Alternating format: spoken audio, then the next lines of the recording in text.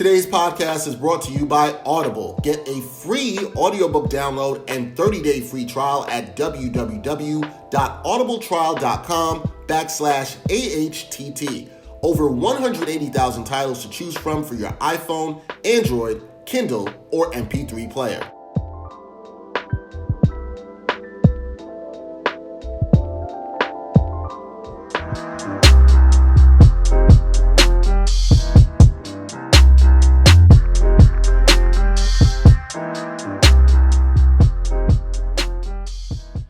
Ain't Hard to Tell podcast, episode 101 from the Gotham Podcast Studio. Dexter Henry, Brian Fonseca, and our guest here for the third time with us. Third time. The great senior NBA writer for Bleacher Report, also the host of the Full 48 podcast, one of my favorite podcasts, Howard Beck.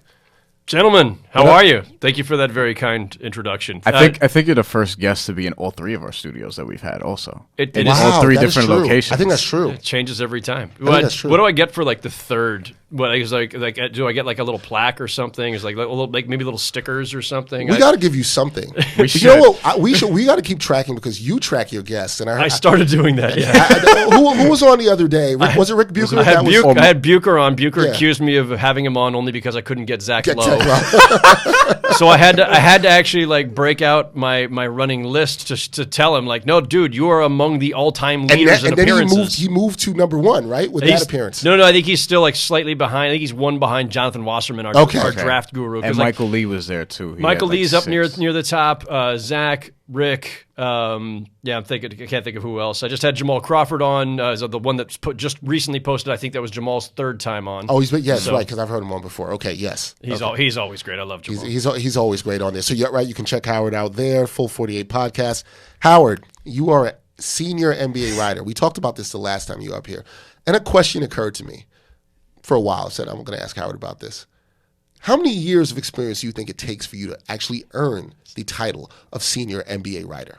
That's a great question because there should be a requirement. See, Dexter and I had a discussion about this over the phone a while ago. So I gotta do this with. I'm gonna apologize in advance, Vinny Goodwill, but I gotta say. So when Vinny's a good friend, but when Vinny got to Yahoo and his title became senior writer, I'm like, man, you're too young to be senior writer. Like I'm not saying Vinny hasn't been around and busted his ass, but I busted my ass for like decades before I got a senior anything title. So I'm like, come on, man. Like, you're not senior. Like, you're, like, he's good. Vinny's good. Vinny's great. Vinny's great. Vinny does a great job. We love Vinny, yeah. I just think senior, there's certain, like, it implies a certain, like, longevity. I agree. Like I get some fucking gray hairs first. So you're talking? That's the tagline right there for a senior NBA writer. Get some fucking gray hairs. That should be in every senior anything application at the bottom. Just get some fucking gray hairs. Like a couple wrinkles around your eyes, something like. So is it more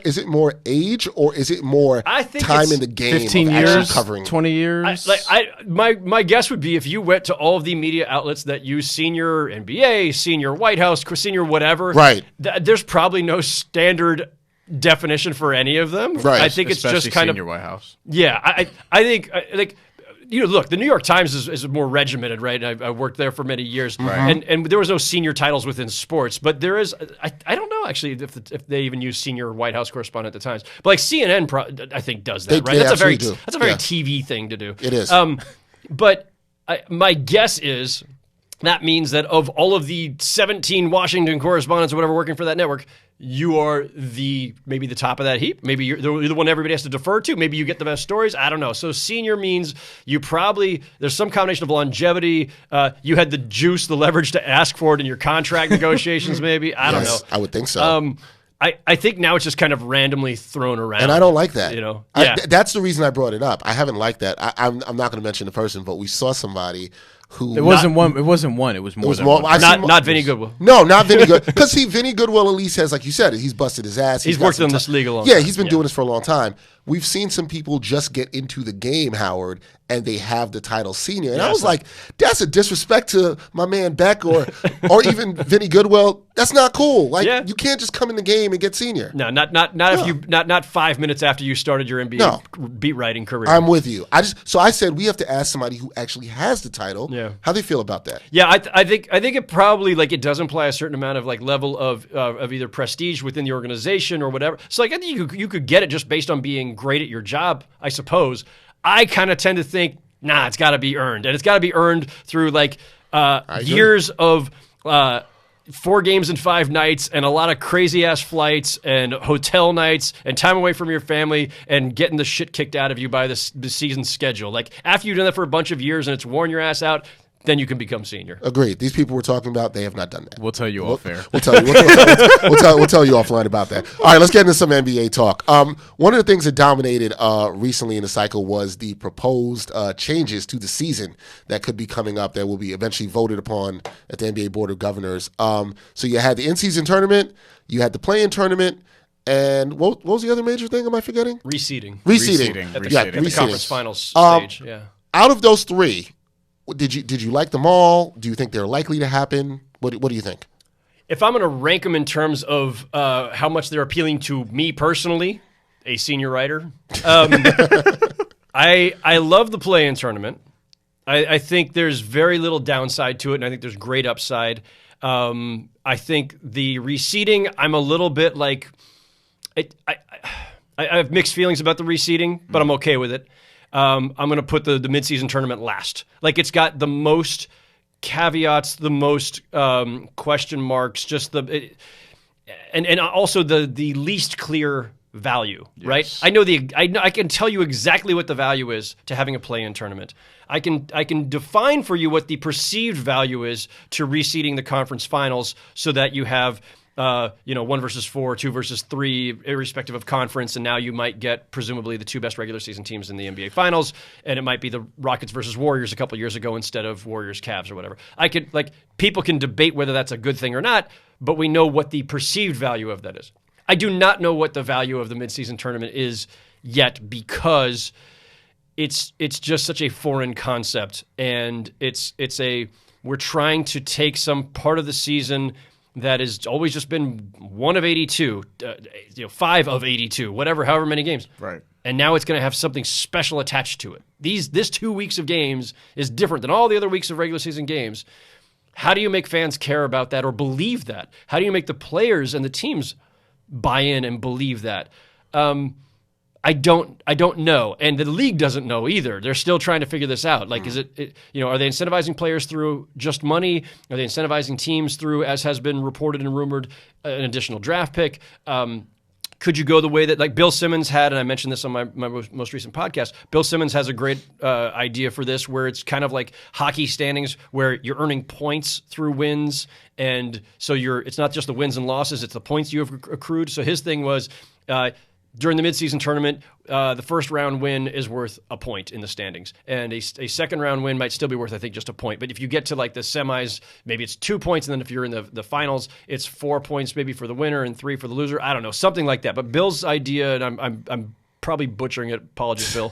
But it's a great idea. It's that's the way you make everybody care, because now the fans do care because they're saying, no, I need my team to get those extra points in the standings because I want them to have a good seeding in the spring. Right. I want them to get a home court advantage, or I think my team is a fringe playoff team and maybe this gets them in. And then the players have to care. Money is a great incentive to an extent, but they all make a boatload anyway. And so a couple thousand extra, 20,000 extra, 100,000 extra, I don't know if that's enough to incentivize them to say, I'm going to care about these games and not like load manage these games, or we're gonna take it easy because we know if we get eliminated early, we'll get a week off. And we'd rather have that. So you have to give the stakes need to be just more than money. And now the downside to the Simmons concept of the points is like, all right, the standings won't look the same as they have ever, right? The standings will be completely foreign based on decades or compared to decades of NBA standings prior. So that's a little bit confusing. Anyway, the league the league needs to decide if that's the approach or how they're going to make this midseason tournament actually feel meaningful for all parties involved, and most especially the fans. Because if the fans don't buy in, and then it's pointless. But the play-in tournament, which we could discuss, I think there's really no downside. I think it's a great idea. I love it. Yeah, I think the play-in tournament is fantastic. Do you think it seems to me like the midseason tournament seems like the long shot, right? Everybody, if in terms of getting voted on and approved, do you think the play-in tournament is the most likely thing to get approved in terms of voting? So yeah, it'll be really interesting to see how this plays out in the spring because one, I'll tell you this: Adam Silver took an early L, as the kids say, in his commissionership when he tried to do lottery reform. Yep. It got a majority, but not the 3/4 or whatever that it needed, and it failed. Now he got lottery reform finally passed, whatever it was 2 years ago, and this past spring was the first time that it was in play in the lottery. My understanding is that this is not going to be voted on at the Board of Governors meeting in April unless Adam knows he's got the votes. So a lot's going to happen between now and April to get the right plan in place with buy-in from enough of the owners so that it doesn't. This does not go to the Board of Governors vote unless Adam knows it's a done deal. So they're going to have a lot to figure out between now and then, and they got to get buy-in from the Players Association because they have to sign off. They got to get buy-in from ESPN/ABC and Turner, the TV partners. There's a lot that has to happen. Could they parcel it out? Could they say, you know what, we just can't quite figure out the right formula to get everybody to buy in on the midseason tournament? It's a big lift. We can't figure it out, but everybody's enthused about the play-in, maybe, or at least enough people are. Everybody's enthused about the reseeding, or at least enough people. Could they just do pieces of it instead? Maybe.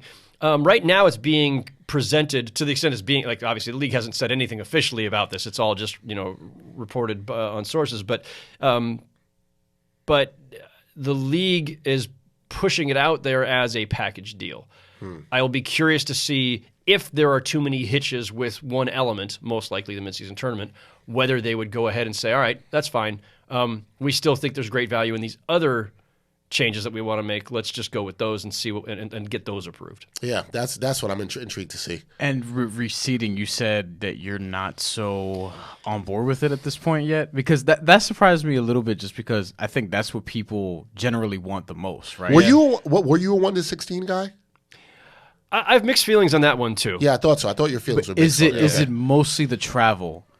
No. Or is it just the imbalance of we're probably going to get 10 teams from the West and 6 from the East every year for like the next 5 to 8 years?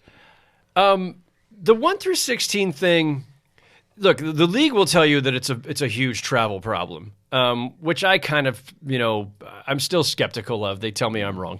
It'll be Lakers versus Magic in the first round, maybe? No, but you could have like Portland, Miami in the first round, and which is, I think that's the longest single stretch. And is Portland to Miami. So it could be like Portland, Miami first round, and then Miami, Salt Lake City the next round or something, or Miami back to LA or whatever the next round, or if Portland emerges, maybe it's Portland, Toronto the next round. Like, you could have back-to-back series of just insane travel. I tend to think they could figure out a way to do this, but that's one element. The other one is just like the reluctance by the owners to actually go for it, especially in the East. The Eastern Conference teams know they can make the playoffs with 38 wins year in, year out, most years, because their conference sucks and has consistently sucked for most of the last 20 years. Yep. And why go to 1-16 if you know that that's going to be to your detriment? If you're the Charlotte Hornets, a team that's often on the bubble or just sneaking in as the 8th seed, or you're Detroit, or like any number of those teams that are kind of always the ones that are kind of flirting with that 7th, 8th, 9th area. Yeah. Or if you're a team that's lower and you're just trying to get in and you're on the rise and you're like, you're the Bulls and you're like, is this the breakthrough year? So 1-16 is going to hurt enough teams, or at least owners will think of it that way, that they're going to vote out of self-interest. Always, always, always. That's the bigger impediment than the travel. The league office will tell you it's about travel. I will tell you it's about owners looking out for themselves. I agree. My thing with the 1-16 is I'm still at least slightly wedded to the conventions that we've all grown up on, right? Like, East versus West. I know it's kind of arbitrary in a lot of ways, but it is the way we understand the league, and they are playing different schedules. It is an imbalanced schedule, and so the record of West teams compared to these teams, it's not analogous anyway. And so now you're going to seed them 1-16. I don't know. It'd just be a little bit weird. It might mess with traditional rivalries. even as I say that, though, like, how many rivalries still really exist? Like, at various times in league history, Bulls-Pistons was a big thing. Does anybody give a crap about Bulls-Pistons right now? No. Knicks-Celtics was a really big deal at certain points in NBA history. Does anybody care about Knicks-Celtics right now? Knicks-Heat. Well, what is the rivalry? What is... Tell me a rivalry in the NBA right now, Howard. We had Warriors versus LeBron was a rivalry. That was. Warriors versus LeBron. I like how you said that. That's what it was. People are trying to do Lakers versus Clippers, which may get there at some point. I mean, maybe, but it's not there. I think Lakers-Clippers is a thing, if for no other reason than it really freaks out Laker fans to hear any of us praising the Clippers and saying that they're the favorites. Like, if Laker fans who have all the championships in the world, like, you just rest on your laurels and, like, be secure in that. If you are so threatened by any of us saying, the Clippers are better on paper, how can you do that? Yeah. Laker fans freak out at the idea of the Clippers being better than them, and they'll always come back. And Knicks-Nets, it's the same thing.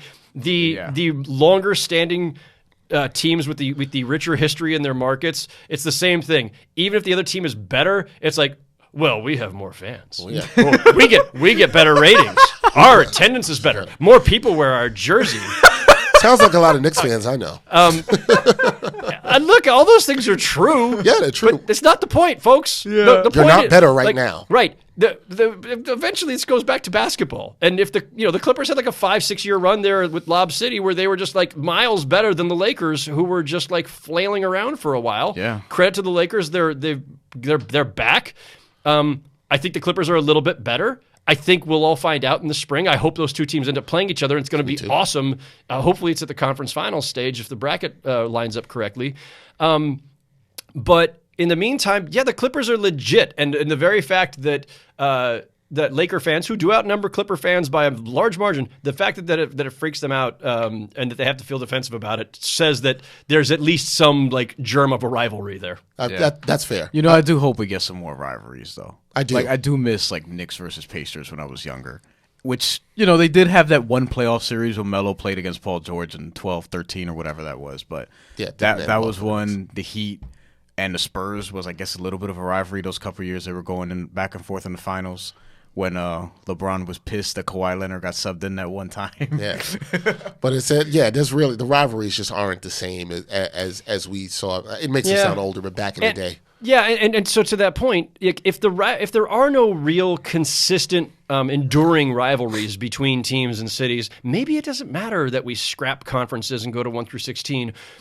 If that ever comes to pass, I think that one is, like I say, I don't know if that'll ever happen. But the reseeding at the conference finals level, so the idea is, you have all these years where we say, the Western Conference Finals is the real finals, folks. And we've said that a lot of times in the last 20 years. Yep.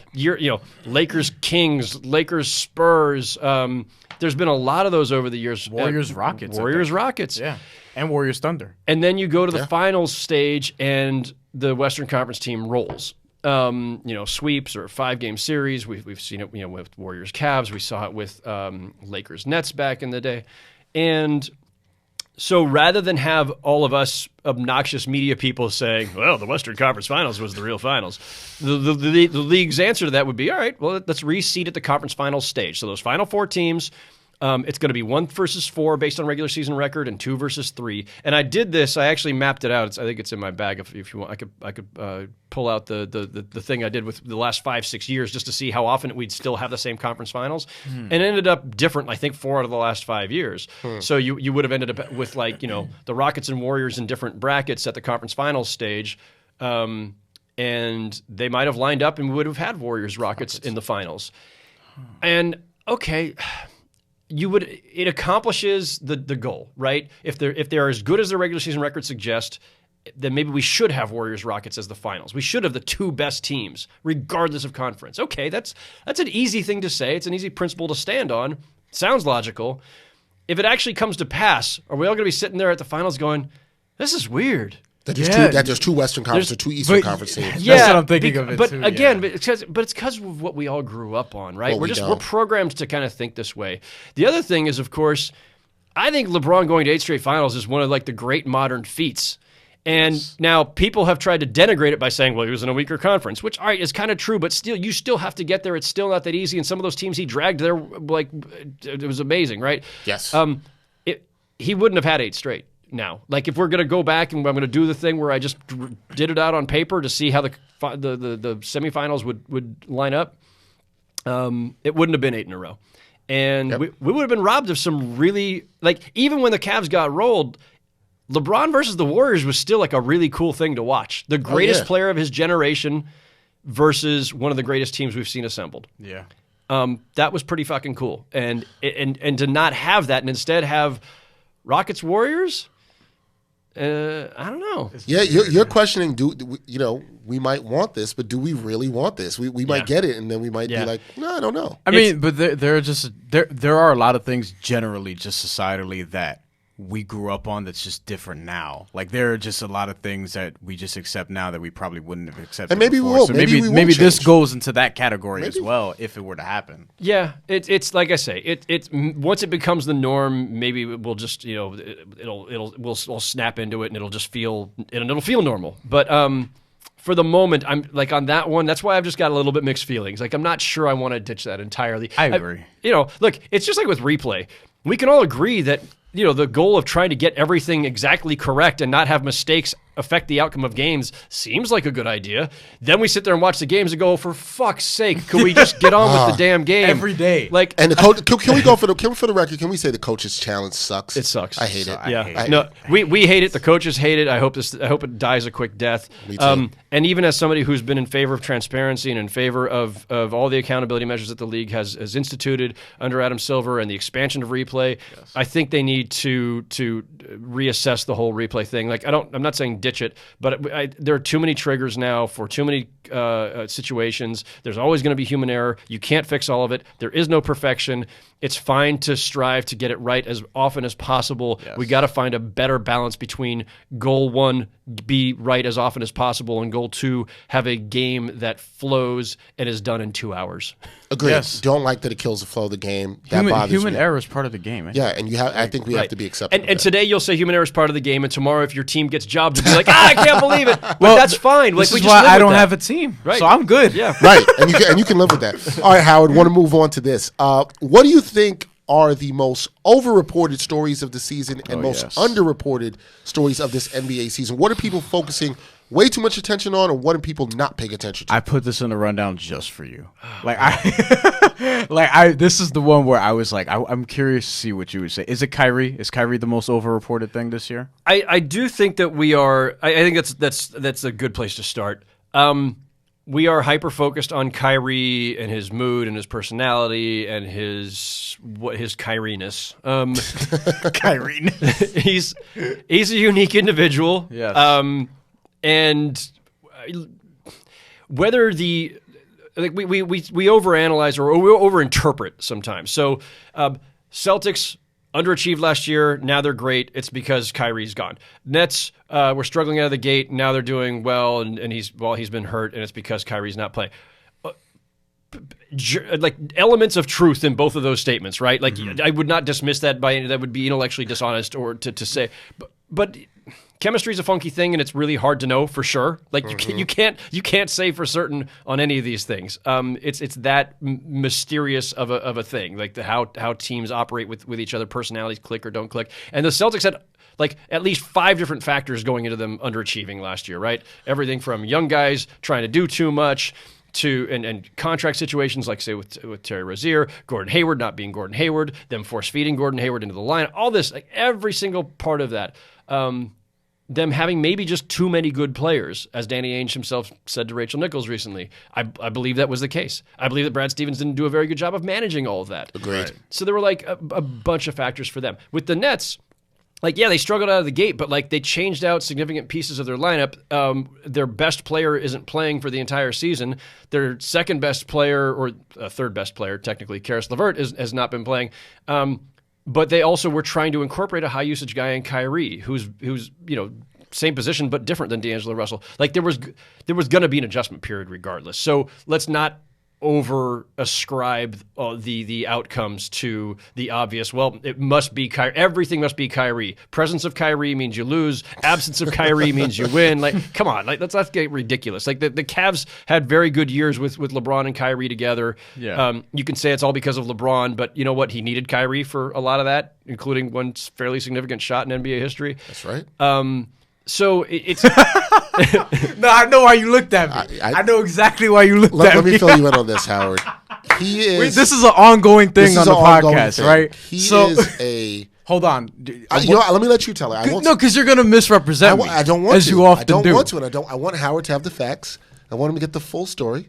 He's the full 48 podcast host. So he's got to get that. Go ahead. Please. No, because we have talked about this whole Kyrie and Kemba thing before they even, before Kemba filled his void in Boston. We were talking about how I don't think talent-wise they're that far apart.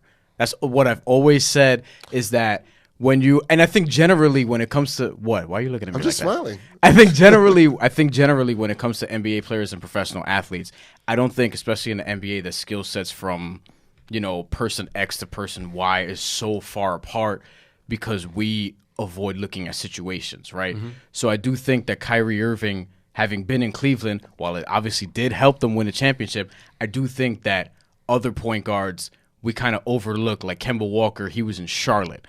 And he had to carry them to whatever it was, one playoff berth. They almost made it to the playoffs last year and all those things. And then when we're ranking them, we sort of been like, oh, but he only did this. And Kyrie brought this team to the finals when he didn't really. LeBron was there. So we sort of overlook these elements. And I think these players, talent-wise, are a lot closer than we give them credit for. That's not to say that I don't think or that I do think that Kemba is better than Kyrie, because that's not what I've said. But what I've said is the gap is minuscule when you're talking about just pure talent alone. And then when you do weigh in personality, Kemba, who does have a better reputation, that may balance it out a little bit. Yeah. Did I do a good job of explaining that, Dexter? I think you did. I think you did.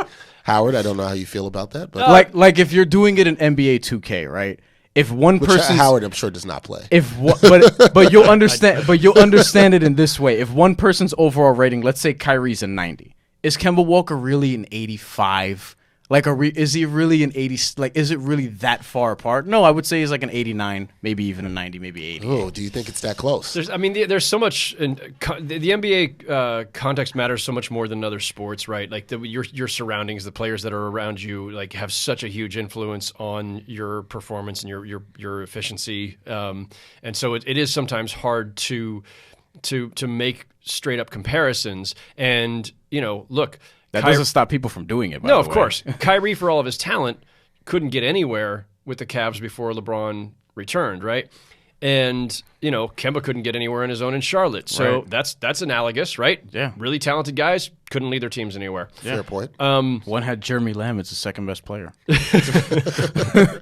But if you were just going to try to isolate their skill sets and assess them in isolation, yeah, Kyrie is one of the most skilled guards I think we've ever seen. Like the guy is a magician with the ball in his hands, and he does things that no one else can do. So yeah, Kyrie's the better player overall. He is the more skilled player overall. Is it enough of a gap that other elements become irrelevant, or are diminished? I don't know. Like it's how close is it, to your point, Brian? Like that your thing is like the gap isn't that big. It may not be. It probably was at a certain point because Kemba had to build himself into the player that we now see. Right. Kyrie arrived with a lot of what we see in Kyrie was there from day one. Kemba came in. He had to create that jump shot. He had to create like that pick and roll effectiveness. Like he wasn't this Kemba from day one. Well, no, we were talking about this last season. And that was basically what I was going off of. No, so we were talking about this last season, and that was also when I said I would take Damian Lillard over Kyrie. You and I think Tom said I was crazy, and then he hit the shot in the finals, and then Kyrie did what he did in the playoffs. Didn't hit the shot in the finals, hit the shot in the playoffs, and then Kyrie did what he did in the playoffs, and all of a sudden that discussion sort of flipped, and now everybody sort of thinks that Damian Lillard is better than Kyrie Irving. Funny how that works out. I'm calling him a Kyrie Irving hater. No, I'm not. And by the way, I actually do defend him with all this stuff. No, he does. And I think based on, because this has become a mental health discussion, and I think that is dangerous for obvious reasons. 1 and 2, I think we're just over. Why are we so? I'm with Howard with what he said. Why are we so? Why I don't think on him way too much and. How much he's affecting the team without looking at the other factors that you mentioned, which is the Nets were going to go through this transition period. Let's see. When he gets back and he starts playing again, let's see. But I also think that people are calling him moody because they're using that as code because they don't want to call him bipolar, and I think people really think he's bipolar, but they don't want to call him bipolar. We don't know. Publicly. I don't know what that is, but I'm saying moody can't be the thing that want to makes you be like, oh, go up in arms because we're all moody. Every single one of us. I don't. I know Jackie McMullen did her piece, and I don't know. Exactly how that affects the locker room. Like you said, chemistry is tricky. Yeah. None of us are there every day to know exactly how that works. So I do think we have to be careful with how we label people on those things, and I do think we have to be careful what we focus on.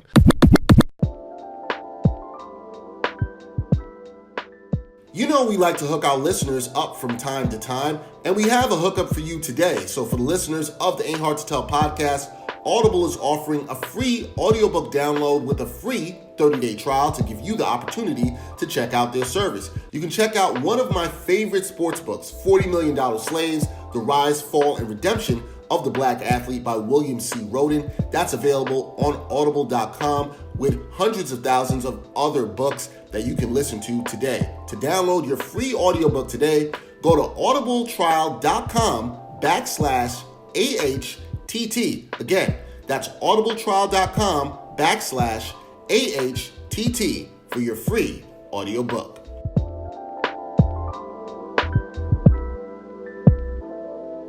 What do you think people are not focusing on this season? People are focusing way too much on Kyrie, for one. What do you think people are not focusing on this season? I think for the third consecutive season, we're probably all sleeping on the Pacers a little bit. Huh. Oh. They're 14-7 as we tape this. Victor Oladipo has not played a minute yet. Yep. But he's coming soon. It's looking like soon. Like I think they said they were calling him back up for rehab purposes. I think they sent him on a G League assignment. Playing G League. He's been there for a little bit. So they're not saying he's going to play momentarily, but he's going to be working out. Could be around Christmas. But it seems like it's getting close. Yeah. It's a tricky injury. It's one that we don't see often, and so we'll have to see how he functions when he comes back and if he's still the same Oladipo. But like a 14-7 team adding one of the best guards in the league. I mean, we started this season, conventional wisdom, this included me, was it's a two-team race. Bucks and Sixers, Sixers and Bucks. Yep, agreed. And I always thought, the Celtics, who I was really high on last year before they, did whatever. You and I both said 65 wins. Yep. And yet. And so the Celtics have started to become the team that we thought they could be. And so now, okay, they should be in the conversation. They're in there. I know record-wise the Bucks feel like they're running away with it, but it's not that big of a gap. I don't know if I trust their depth long term. But we could. I mean, there are asterisks we could attach to each of these teams if we're going to start handicapping. And Gordon Hayward's still out, so that's also true. But okay, it was a two-team race. Well, all right, no, but the Celtics got off to this hot start, and the Heat are a lot better with Jimmy Butler than people, I think, give him credit for. And the Raptors, who most of us thought were going to be like a 5th, 6th seed, like a good, gutty playoff team with a lot of returning vets who won a championship together, but they don't have their best player, but hey, they're still really good. Oh, no. Pascal Siakam's actually playing like an MVP now, and the Toronto Raptors actually look like they could defend their title potentially. So suddenly now we're talking about 5 teams, and I was just talking to a GM this morning before I came in who was like, don't count out the Pacers in all this. And he's right. Like, they're 14-7. They're 9-2 at home. Yep. Playing 500 on the road, which is solid enough. And solid point differential. Yep. There's nothing about the Pacers that screams contender to you because they don't have that star power. But for the umpteenth year in a row here, like, they play their butts off, they play together, they just outwork you, outthink you, whatever it may be, and they do have a really, really talented player coming back soon. And if he is himself, I'm not saying it means that they're a title contender, right? But they're going to be in the mix of that top group there. And the Sixers are a little kind of funky right now, and the Bucks, I think we'd all agree, like after Giannis, the drop off is so big that you sometimes wonder, like, where are they going to go on the nights that he doesn't have it, or that teams go all out to try to neutralize him to the extent possible. I don't know. Like there's caveats we could throw up with all of these teams, and so we should probably be paying a little bit more attention to the I like Pacers. that. That was good. We should pay more attention to the Pacers. But people are definitely not. Doing I know it's enough. early, but are you guys worried about the Sixers at all? So let me say this, because I did want to touch on the Sixers. I'm concerned about them, and I have been before the season offensively, Howard. I think they can defend well. I just don't love their offense. I don't know where they're going to get another shooter if they could add to that team. I think losing Redick hurt. Richardson's been okay. Tobias Harris, who I like. Max contract Tobias Harris to you, sir. Great guy. Who's are you going to put the ball in their hands at the end of a game? That's the concern for me. That's they missed Jimmy Butler. Let's be real about it. Yes, and they paid Tobias Harris money to where he should be that guy, but I think they probably. And I love Tobias Harris. They probably did that knowing he wasn't going to be. So why are you like? And so, what do you make of them? I have concerns about them. What do you make of them as a team right now? And do you think Miami could beat them in a series? He's super high in Miami. The way Zach Lowe was at the start of the season. He's very high. Except I've been telling you since like August. Yeah, like, pretty much. Bam, most improved player. He loves Miami. Bam's great. Bam's good. Bam is great. I like the Heat a lot. I think that like these teams all have very different makeups, and so when we're trying to compare and contrast them, it's a little difficult because Milwaukee's just all about Giannis, and Philly's about two guys, and Boston's about three or four guys, and Miami's we'd think about Miami as being a Jimmy Butler run operation, but like really it's more of an ensemble. Watch them play. Jimmy's only averaging, I think it's like 14 shots a game or something. Like he's not even like that high usage. It's really about like everybody there. They're all kind of different, but most of these teams have like one identifiable star. So it's not like anybody's got like is going to out talent the other teams based on like a big two or big three. Like nobody really has that. It's really about Milwaukee, it's about Giannis. Boston is a little bit more of an ensemble. Miami, you could say it's about Jimmy, but it's an ensemble. Toronto's kind of about Siakam, but it's also the group that's played together for a while. Philly, we talk about Embiid and Simmons. It's really more about Embiid. Yep. Yes. He's the guy that they rise and fall on. And there are people around the league who are a little concerned about like just his inconsistencies this season and like is he truly in shape? What's going on with him? Simmons and Embiid, like the chemistry between them, everybody says it. Whether you're talking about basketball chemistry or personal chemistry, it's questionable at best. I think Jimmy Butler's actually lent voice to that too, because in all of his interviews, he's kind of saying like, "I'm close with Embiid, but I don't know if everyone was on the same page in Philadelphia." Right? Like, who else could he be talking about? I kind of think he's been talking about Ben Simmons the whole time, which leads me to believe in my head, I'm just theorizing here, that maybe Embiid and Simmons don't really get along. I spoke with somebody in the organization last year who told me, Simmons is a little different. In the way he rolls. Inside information. Yeah, I spoke with somebody in the organization last year who told me that. So yeah. He is, and that's been a consistent theme in terms of the Embiid-Simmons dynamic. It's been a consistent theme the last couple of years that people will tell you readily that they don't really get along. Doesn't mean they're at odds with each other, but they're not. Right. When you have two stars, the whole point of having a second star or a third star, whatever, is to have them make each other better, to elevate each other. And I hate to always rest on the easy crutch of my Shaq Kobe coverage days, but like Shaq and Kobe famously did not exactly like each other or appreciate each other at all times during their time together. However, did they make each other better? Absolutely. Mm-hmm. Yeah. And they got 3 championships and 4 finals to show for it. Are you saying that Ben Simmons can't make Embiid better because he won't shoot? Is that part of it, Howard? Could that be it? Doesn't help. There you go. But he needs the space. It's funny. Needs the space. Embiid is the one shooting too much now. As much as we talk about Ben Simmons not shooting, we probably should talk about it more. like there you go, to bring it back to something we should talk about more. I mean, we probably should. You're a lead guard. The whole point of the phenomenon of Ben Simmons is that he is a 6'10" point guard. Yes. But he's a 6'10" point guard in an era where shooting is incredibly important. Yep. And it's not even that you won't shoot threes. You won't even shoot anything outside of like 8 feet. And that's an issue. That is an actual problem. Yep. Now, you could have a Ben Simmons led team with the LeBron analogy, right? LeBron plus a bunch of shooters is always going to be able to kill you. Yep. Ben Simmons is not LeBron, but there's the vague outline of that kind of makeup, physically, skill set, passer, playmaker, da-da-da-da. Right. Get that kind of cast around him, well, then Joel Embiid doesn't fit that. Yep. And now they got Joel Embiid and Al Horford out there together at times. So now you've got no spacing, and you don't have enough shooting, to Brian's point. Yeah. They do miss Redick. They do miss Butler, both of them. Mm-hmm. Al Horford, I love Al Horford. Everybody wants Al Horford. But I think Al Horford's better for them as somebody who alternates with Ben Simmons as opposed to somebody who plays next to him. I agree completely. And yeah, Ben Simmons is gonna. This is the thing. Like, all right, there have always been guys who can't shoot, and then over the course of their careers, maybe they create. Like Jason Kidd came in as Asen Kidd because he had no J. Rajon Rondo, look, and he's shooting pretty well from three right now. But Rondo, listen, Rondo's one of those guys who's like, I can't shoot. But if you leave him wide open and you're daring him, he's going to say F you and he's going to shoot.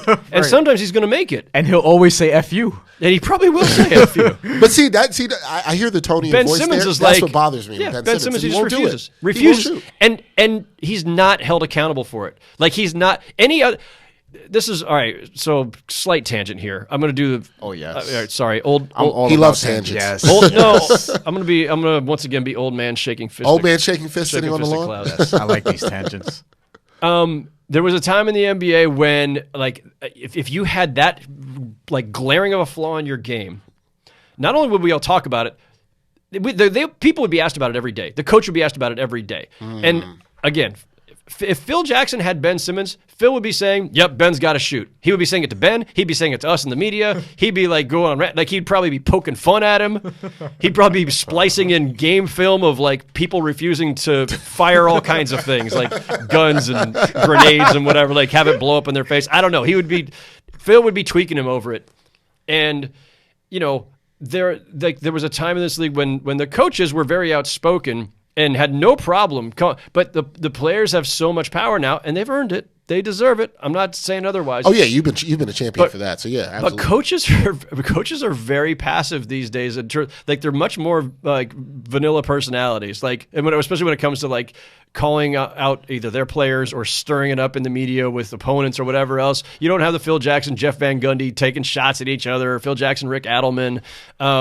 You know, the coaches at one point in this league were kind of these larger-than-life personalities. Now they're all a little bit like beige, you know. I agree. They're all just kind of like, you know, beige dockers, you know. nobody really wants them. Kind of inoffensive. Yeah, just you know, but they're not so. And I love Brett Brown. And Brett Brown, like, I mean, great guy, great coach, phenomenal accent. And a great interview, and it is somebody who will talk about issues, and we'll talk about all these things at length. I just don't think like there was Ben Simmons in a different time in this league. I think would be called on the carpet more often for these absolute just refusal to shoot. It's not something like people like killed Shaq for years about the free throws. Yep, dude still went to the line a ton, and he just couldn't shoot them. I guarantee you he practiced them. I guarantee you he had any number of shooting gurus who were trying to help him, some of whom he listened to. Every year there was somebody else trying to fix his free throw shot. He sucked at free throws, okay? He tried. He sucked at free throws. Ben Simmons doesn't just suck at shooting. Ben Simmons just won't shoot. And Ben Simmons won't drive either because he's terrible at the line. So whereas Shaq was terrible as a free throw shooter, but still his advantage was, I'm going to put you in foul trouble. Nobody can guard me. Well, Ben Simmons, good luck stopping a 6'10" freight train driving to the rack, but his free throw rate has gone down. Yep.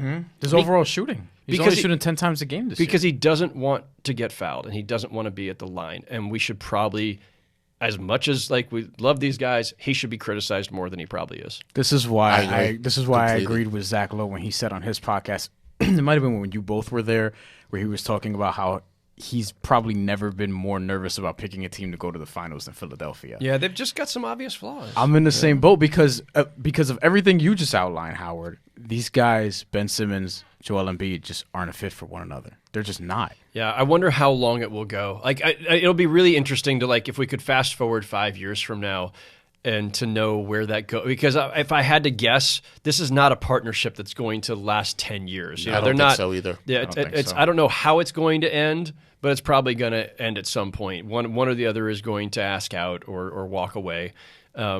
And we'll see if maybe they're better off just paired with a different star. And I'm not casting blame on either one. They've both got their flaws, and they're both young, and they've still got time to evolve. But sure.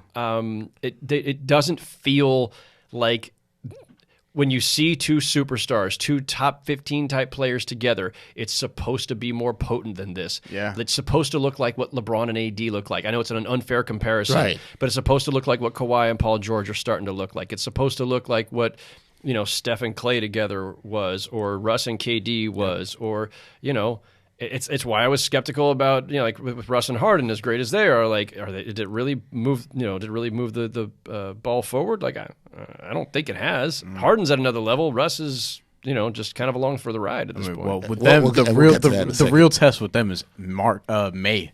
Really, we'll test with them as Russell Westbrook hitting some shots, but we'll get to that in a second. But we'll see what happens with the Sixers, because if they're, say, a second round exit this year, then we're gonna probably start hearing some things in the offseason. I agree. Before we go to that, I want to ask you something, because you talked about how at a time we would have the media would probably be holding somebody like Ben Simmons accountable, or coaches would say things about their players in the media. Do you think the media, because maybe we're not focusing on that enough about him not shooting, do you think the media, the NBA media at all, has softened a bit, yes. Howard? Yes. You think they have? You think they're yes. trying to protect relationships? Yeah, do you think they're protecting? Apologies to everybody, including myself, because I'm going to throw myself into this. Yeah, I think we've all gotten soft. Do you think they're trying softer anyway? Brian kind of brought that up. Do you think it's to protect relationships with players and teams? Does that and how do you think that affects the reporting? Because I've seen this on Twitter where people would tweet out like super, super positive things about a team, and I'm like, wait, what are you like? What are you doing here? Are you trying to protect? You trying to protect something, or are you trying to report? Like, what's going on? There may be some of that. There may also just be more of a sensitivity to not wanting to alienate fan bases, and we're all living in the same universe now, right? Like, there used to be a distance between us and the media and the fans who we were writing for, because we didn't have constant communication with them. We had very minimal communication, but we're all living in the same space now. It's called Twitter. That's why people are softer, though. And Instagram as well. Yeah. And so now it's the second you start in on like, well, Ben Simmons doesn't do this, or this guy doesn't do. Now you're a hater, you're this, you're that. Now all of a sudden you got to deal with this, and I think we probably are all like, I'm psychoanalyzing like literally hundreds of reporters simultaneously. So it's a stupid assumption and a stupid leap to make, but it's what I perceive. What I perceive is that because I feel this myself all the time. Occasionally, I'll be like, I'm not gonna tweet that. I don't have time for like the bullshit. I do it too, though. Yeah, because it's like there's so many people just on Twitter right away, and it makes you just almost reconsider. Like, yeah, oh, man. And it's you're reconsidering. It's probably for the good. Anyway. It's probably for the good. I was about to say, Dexter, you're right. Yes. Sometimes we probably should just hold back. Like we don't need to express every last little like observation / joke / whatever. But I do think that it has probably made us all a little sensitized to the idea that especially if you criticize high-profile players, popular players, you're going to get this backlash sometimes. And players have been elevated to a level now where I feel like, especially again on Twitter, NBA Twitter is very rah-rah in general. It's very pro-player, pro-NBA, and like I think everybody kind of gets affected by that. It just kind of it's hard not to be, and so being negative about anything in that space, I think just leaves you open to a lot of backlash and criticism, and maybe people just don't want to deal with it. I mean, you're probably not wrong, Brian. Like, again, I don't want to cast aspersions on people and start reading motives. Is it about protecting relationships? Possibly. Is there a little of all of these things at work? Maybe. But I do think overall, I think we are, as a whole, NBA media softer on the league and the players now than 10, 20 years ago. Moving to no, I thought it was well said. What are your thoughts on that though? Because I want to know what you think. I agree a lot with Howard. I don't want to cast these aspersions on everyone, but I do think a lot. I do think there is. Okay, let me say this. I do think some of it is like when you. How should I word this tweet? Some of it is going to be generated. I like to think before I talk. Right? He's backspacing in real time. I've done that plenty of times. Some of this is probably generational too, right? Yeah. I think. That's kind of what I'm getting at. Though. So I think a lot of it is. And Howard and I are the older people that have done some of this reporting, right? And I think that we're fine with criticizing, but we're navigating our way through this social media era. And I think you should be critical of players. I think you should say the things that we're saying about Ben Simmons when we're talking about, not him personally, how it affects the game, how it affects a team. There's nothing wrong with doing that as a journalist. But then players take it personally. Yeah, but I have to say, screw them in that. I agree, but then what happens is the player takes it personally, and then everybody gets on the media. Okay, but here's the thing. And I want to defend the media on this. If Howard writes something and somebody doesn't like it, right? He's open for criticism every time he publishes an article. Every time Bleacher Report publishes a feature that he does, he's open for criticism. I could say, I don't like Howard Beck. He sucks. I don't like the full 48. People probably put crazy stuff in the comments that you see, whatever. As somebody who does anything in the public, you're open for criticism. That's what it is, whether you're an NBA player, whether you're a journalist. So it has to work both ways. Howard takes it. He's fine. He's doing okay. I'm agreeing with criticism. I'm agreeing with you. I know you are. But I'm just saying that I think people are not allowing it to go both ways. Oh, I agree with that. Consumers aren't. And I think that's problematic societally going forward, not just in the NBA. Yes. But I don't think, to wrap it up, I don't think that journalists like Howard and others, myself, you, should stop from being critical when we feel like it's need to be critical. So I'm going to agree with Howard. Stop being soft, journalists. Yes. Step up. Don't be soft. And also / you don't need to be a dick. Yes. No, you don't have to do that. Right. And that's an important clarification. I'm glad you point that out, Brian. I'm not advocating that we all just do like hatchet jobs every day, but right. But I mean, anybody who knows my track record knows that's not what I do. Right. But I do think that thoughtful criticism is part of covering the league. Yeah. It always has been, and it should be. And being a journalist in any area, right? Being a film critic, being a Washington correspondent, covering City Hall, covering anything. The job is to hold people to account and people in power to account. And sports is not the same as the White House, but it is still our job to say, well, why have the Knicks sucked for like 18 of the last 20 years or whatever? Like, and who is responsible? That's holding people accountable. That's part of the job. If you thought that the coach made a flub in the rotation, that's why we stand there to ask the questions. It's holding the coach accountable.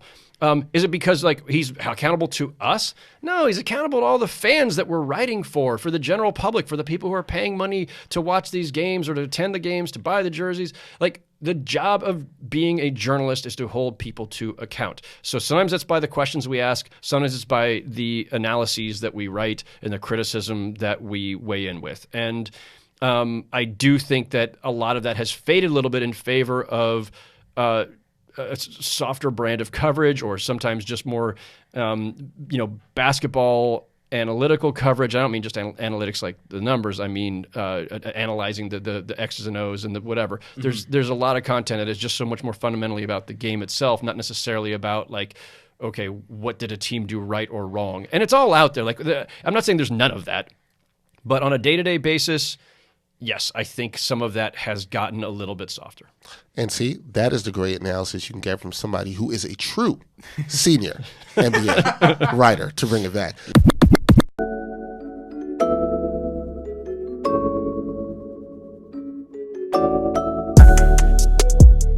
Backpack Broadcasting continues to bring you the best original sports content, but now you can get more of the content you love.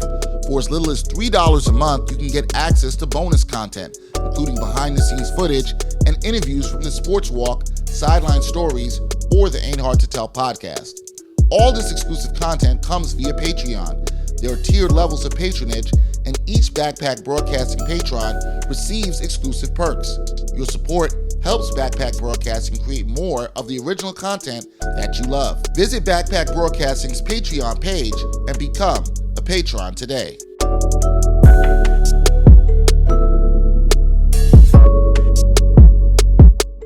Yeah. Howard, what are your give me a team, biggest disappointment, biggest surprise of the NBA season? Biggest disappointment, there are several candidates for that one. Slightly disappointed in the Kings, but giving them a pass because De'Aaron Injuries. Fox and Bagley haven't played. Yeah. Granted, they've rallied without those guys, but I just think that they started off stumbling. Maybe it's the hangover from the India trip. I think that I think that's a real thing. So they've been a little bit, but because they're one of those teams that I thought they got to be knocking on the door of the playoffs this year, and they still might. Like they've rallied. They're 8-12. They're not out of it. Portland maybe. Portland is a disappointment. I'll come back to Portland in a second. I think though the team, and this is one of those where it's like,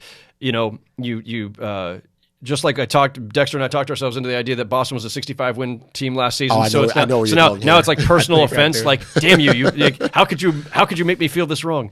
The Bulls. Oh, I thought you were. Did you have them in as 18? Yeah.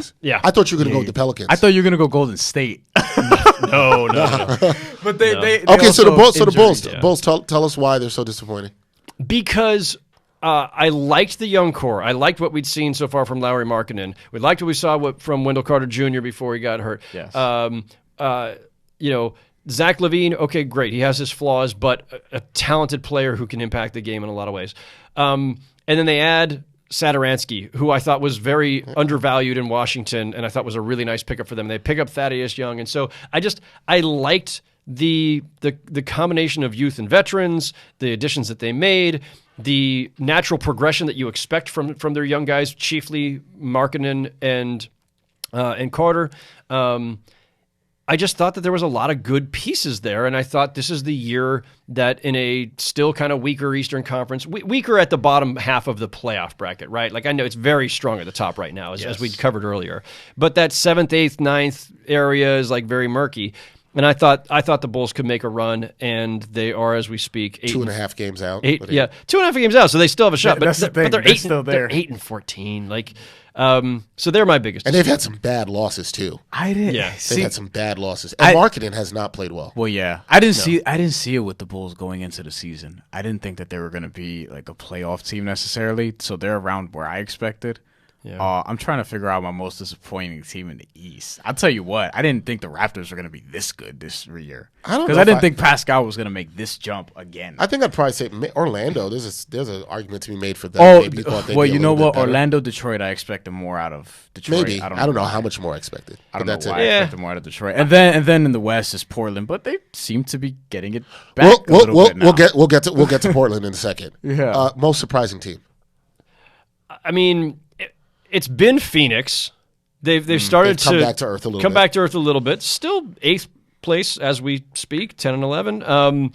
And still like they have shown that there is something good is going on there now, you know? Yeah.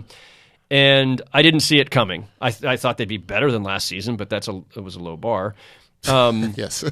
So they've been a pleasant surprise. I think Minnesota's been surprisingly good. I mean, the most surprising team has got to be Dallas. So before the season started, and I swear this is true, it was that whole like the 1 through 6 in the West I thought was a lock, and in that lock I had Portland.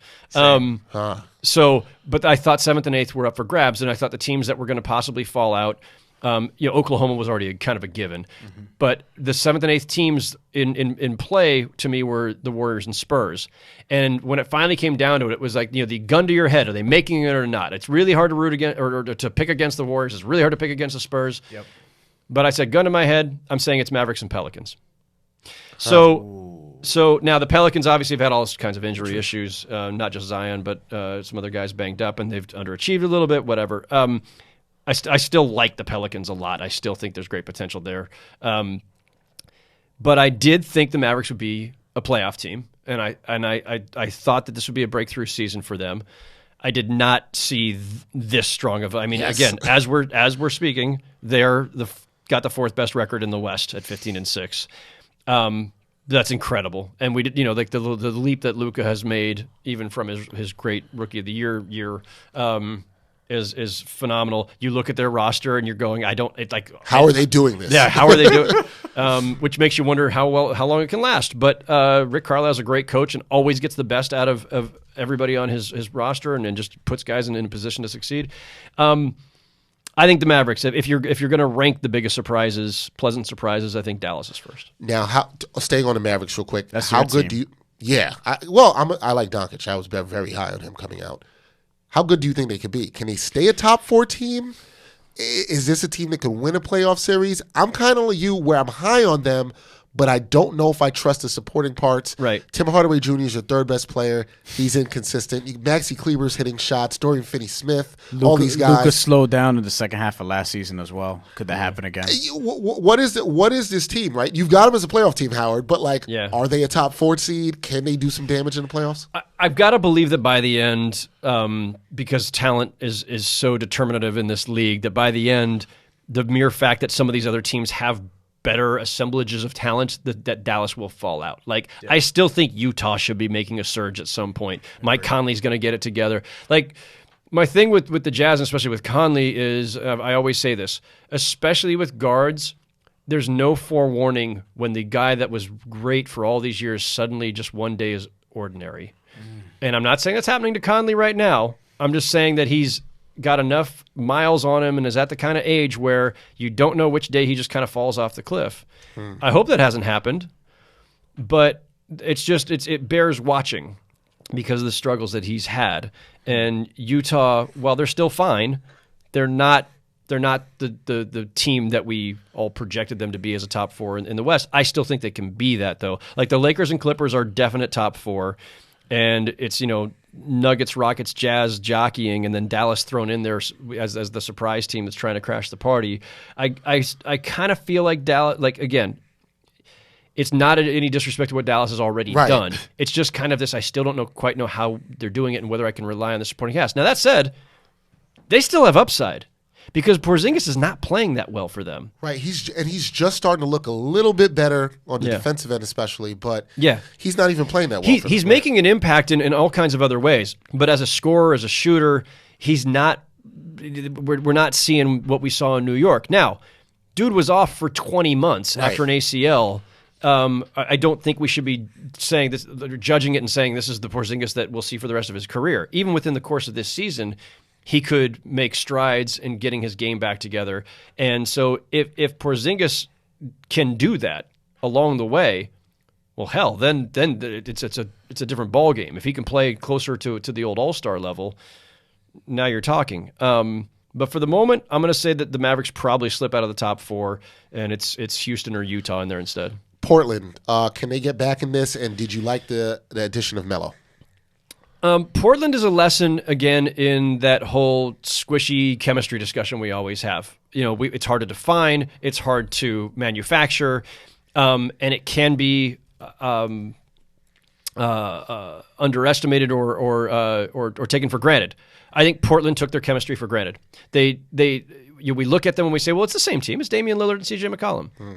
No, they lost Al-Farouq Aminu and Myers Leonard and Jake Layman and Mo Harkless and Evan Turner. They had all these other guys who, on their own, you look at them and that guy's not that important. Yeah, but there was something in the mix. They had something that got them to the conference finals last year that made them a team that, again, the last couple of years, every year, we'd kind of write them off and they'd overachieve every year or surpass expectations. Why? 2 really great players in the backcourt and a nicely tuned group around them that fit them, and they became better than the sum of their parts. That wasn't a team that blew you away on paper. Well, it wasn't. No. But they would every year, and Terry Stott's a great coach. They would overachieve. They changed out all the supporting cast, and suddenly it just doesn't quite feel the same. And suddenly they're under. Well, why? Well, because sometimes it's not just about your 2 best guys. It's about whether the guys around them fit with them, whether it's playing, personality, all of it. So I think they lost whatever that thing is. Whatever that thing is, had them working, going together. And so, adding Carmelo, at least for the time being, I think has kind of stabilized them and given them a fresh jolt of energy and scoring, clearly, and a versatility at that position that they didn't have, or an ability at that position that they didn't have. We all know what all the caveats are with Carmelo in terms of defense and playmaking and everything else. Can it continue? I think there's a decent chance that it does. And I think that they can start to find the chemistry. Like, they changed out so many pieces. It doesn't mean that they were necessarily going to be a worse team. I just think that it meant that at a minimum, it was going to take them some time to figure out how all these pieces fit together and for those guys to get acclimated to each other. Hassan Whiteside is a guy that has always been kind of a tricky guy with regard to team chemistry. Yes, he is. To say the least. So, I like the pickup of Carmelo. Like, I just think that, it was always going to be up to Carmelo. There were teams that would have signed him sooner if they got, I think, the right read on him. And I think the read was he wants to be the old Carmelo, and we don't know if that makes sense for our team. So. Look, right now he's still shooting with the rate of the old Carmelo.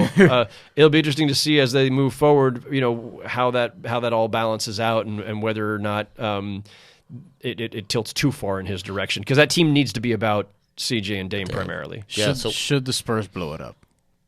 I know we were talking about that was a good one. I know we were talking about how you can't kill them before, but yeah, I'm because I think they should send LaMarcus Aldridge to Miami. That's just me.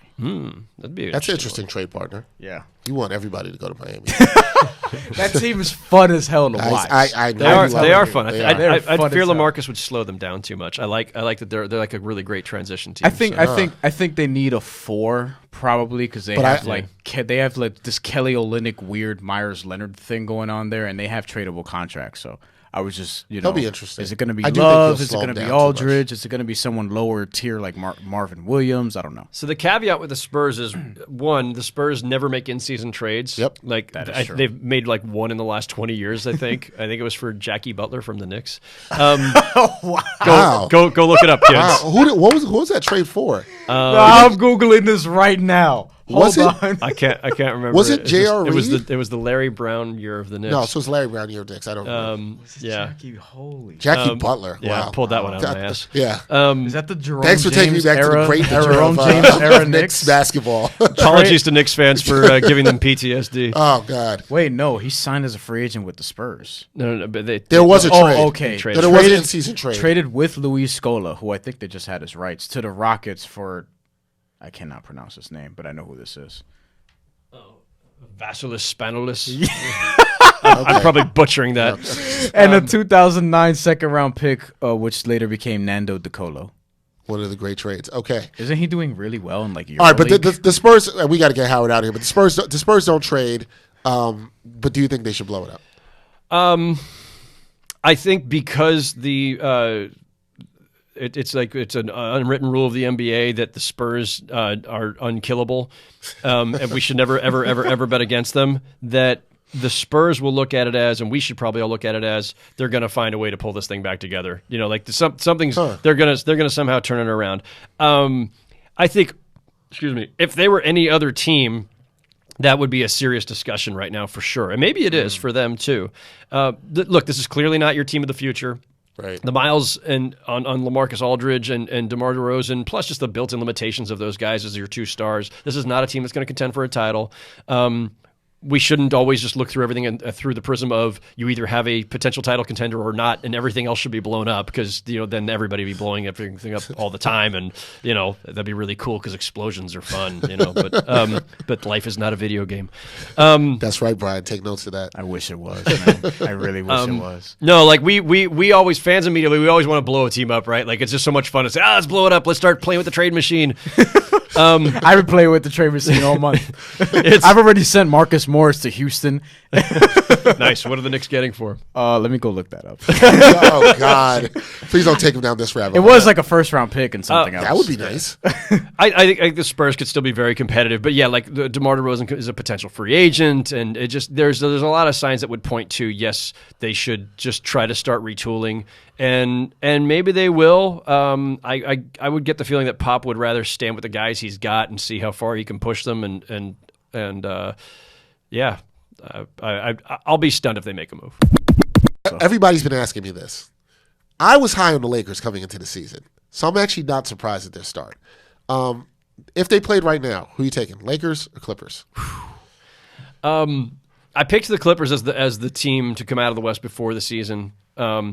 Not by a dramatic amount, but I think the Clippers have the better overall supporting cast, and they have a guy like Lou Williams that the Lakers just don't have. There's not that third guy in the Lakers. Sorry, Laker fans, it's not Kyle Kuzma. Oh, you're gonna hurt them. They're gonna be so angry at you. Yeah, well, you're right, by the way. It won't be the first time. No, but Lou Williams is like it's a great luxury to have a Lou Williams. Also, like Lou and Montrez together as a 1-2 punch off the bench. That you can have a bench with its own distinct identity, completely apart from your two stars. That those guys were actually part of a 48-win team last year. Like those are things that the Lakers just don't have. Now, LeBron and AD are amazing together, and they lift everyone around them. And when LeBron and AD are running screen roll together, or any two-man action between those two guys, it's almost impossible to defend. And that's why the Lakers are great and will be great. And if they're in the finals, will not surprise me in the least. But when push comes to shove, I think the Clippers are a little better, and it's because it's because of Lou Williams. It's because of the Lou and Montrez partnership. It's because of the overall just supporting cast, I think, is more proven and better fitting. I think a little better shooting. But again, it's not like miles better. It's the defense that they can apply, and the Lakers defense has been better than anybody expected. Oh yes, it's been really good. But the Kawhi, Paul George, Pat Beverly perimeter D is just unfair. Remember what I texted you the other day? I said having Montrezl Harrell is a joke. LOL. Yes, you did. Yes, having Montrezl Harrell as a fourth option is a joke. LOL. And he's been great. All right, your last one for Howard. Should the Hornets trade Terry Rozier because they have Devontae Graham? Wow, you went way off the board. Wow, I did not think we were going to get a Hornets question on here, but okay. Because I'm going to just bring out something, ridiculous. Something random. I don't even think Howard cared. No, I won't say Howard. Terry Rozier, by the way, who's not having a bad season, but Devontae Graham looks better than him. Okay. I don't, they just signed him. Yeah, I'm not sure where I'm placing Terry Rozier. See, that was honest. I like that. Sorry. That basically is like, Howard's like, I don't care. One last blow it up question. Pistons. What do you do with Blake Griffin? That's a good blow it up one. And Andre Drummond, who is on a contract year fighting for a max contract, getting 30 rebounds a game. Yeah. Nobody should give him that max contract. I mean, if Tobias Harris can get one. Blake Griffin, the reason that he's on the Pistons in the first place is because the Clippers immediately were like, all right, we have a ticking time bomb, big contract, bad injury history. Yes. Age issues, everything. But Blake Griffin's still really freaking good. Mm-hmm. I haven't looked into this for 2 seconds, so I'm not going to start throwing out fake trades. But are there teams that could use Blake Griffin for certain? Do you then have to weigh? Okay, but I've got X number of contract years at this price. Is it worth the long term gamble? Uh-huh. Which team is he putting over the top? I don't know. Again, I hadn't started thinking about it, so I don't want to start throwing out crazy stuff. I found the trade. Timberwolves get Bobby Portis. Knicks get Dante Exum, Ed Davis, Gorey Jeng, and a first-round pick from the Timberwolves, and the Jazz get Marcus Morris. That's what I did. There's a lot going on there. That's a lot. You got way too much time in your hands. 3-team trade. No, it was like 5 minutes. Okay. I just looked at 3 teams' contracts. Remember, I learned the salary cap from playing video games, and that's why I know it now. Life, I guess, can't be a video game. Howard, gentlemen, third time. We got to get you a plaque next time. Stickers, just like a sticker. A sticker, like on my helmet, right? Like I put like the for the number of sacks or whatever. TeePublic.com. I like that. Our store. We should do that. We could sell them there. I'm sure people would like it. Howard, thanks for joining us. We appreciate you coming as always. Talking some NBA again. Senior NBA writer for Bleacher Report. A real senior NBA writer for Bleacher Report. You can tell by the grays on my chin. That's right. And here's the trade if anyone's curious. And the host of the Full 48 podcast. Check it out. They're a great podcast. As always, listen to. For Howard Beck, Brian Fonseca, I'm Dexter Henry. Until next time, y'all. Peace.